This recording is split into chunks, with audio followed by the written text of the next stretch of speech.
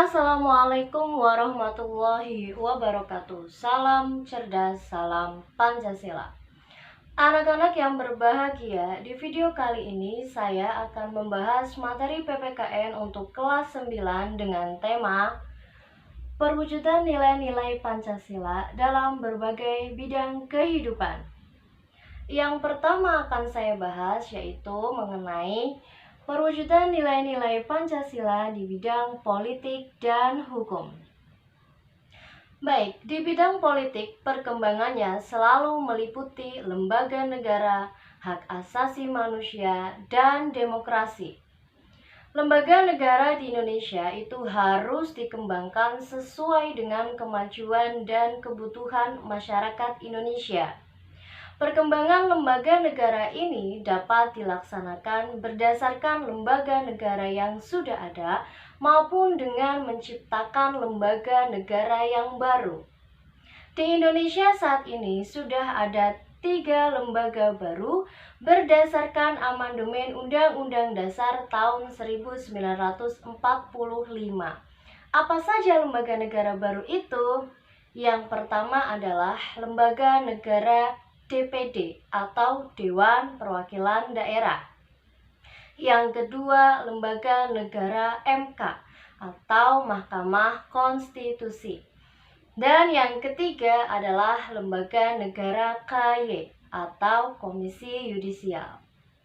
Kemudian terkait dengan hak asasi manusia yang sesuai dengan nilai-nilai Pancasila di Indonesia, itu bukanlah hak asasi manusia yang lebih mengutamakan kepentingan umum dan mengabaikan kepentingan individu. Bukan pula hak asasi manusia yang lebih mengutamakan kepentingan individu dan mengabaikan kepentingan umum. Akan tetapi, hak asasi manusia di sini lebih diartikan untuk menjaga keseimbangan antara hak dan kewajiban.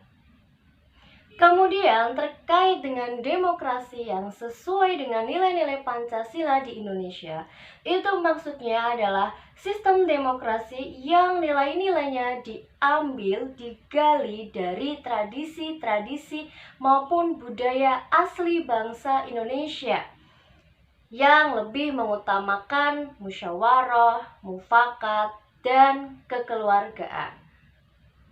Baik, yang kedua, saya akan membahas mengenai perwujudan nilai-nilai Pancasila di bidang ekonomi. Landasan operasional kegiatan ekonomi di Indonesia ini ditegaskan dalam pasal 33, yang intinya adalah bahwa setiap kegiatan ekonomi di Indonesia harus berlandaskan pada asas kekeluargaan. Berbagai wujud kegiatan ekonomi yang telah ada di Indonesia maupun yang sudah mendapat pengaruh dari asing itu harus selalu dikembangkan supaya lebih maju dan supaya lebih baik lagi sepanjang masih sesuai dengan nilai-nilai Pancasila. Dan sepanjang ini di Indonesia itu sudah menerapkan beberapa kegiatan ekonomi yang mendapat pengaruh dari asing, seperti adanya bank, perusahaan, bursa saham, mal, supermarket. Semuanya dapat diterima di Indonesia selama masih sesuai dengan nilai-nilai Pancasila.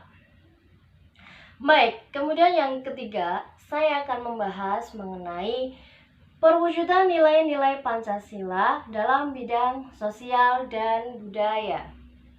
Ya, tidak dapat kita pungkiri bahwa perkembangan masyarakat itu di sekitar kita itu selalu mengalami perubahan baik di bidang sosial maupun di bidang budaya. Supaya perubahan tersebut harus menjadikan masyarakat itu menjadi masyarakat yang berdasarkan Pancasila, maka sistem nilai sosial budaya juga harus disesuaikan dengan nilai-nilai Pancasila.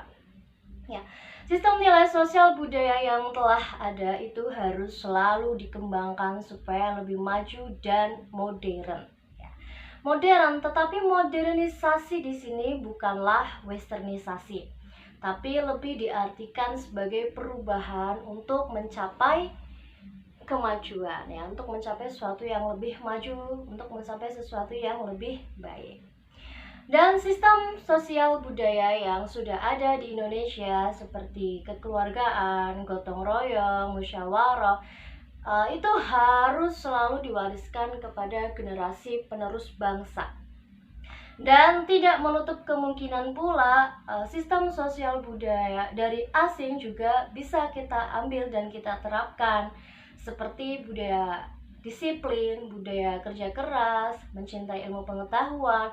Semuanya dapat kita terapkan di Indonesia selama masih sesuai dengan nilai-nilai Pancasila. Sebaliknya, paham-paham kedaerahan seperti paham feodal, primordialisme, fanatik sempit, eksklusivisme, dan juga budaya-budaya asing yang tidak sesuai dengan nilai-nilai Pancasila harus kita cegah, harus kita batasi perkembangannya di Indonesia.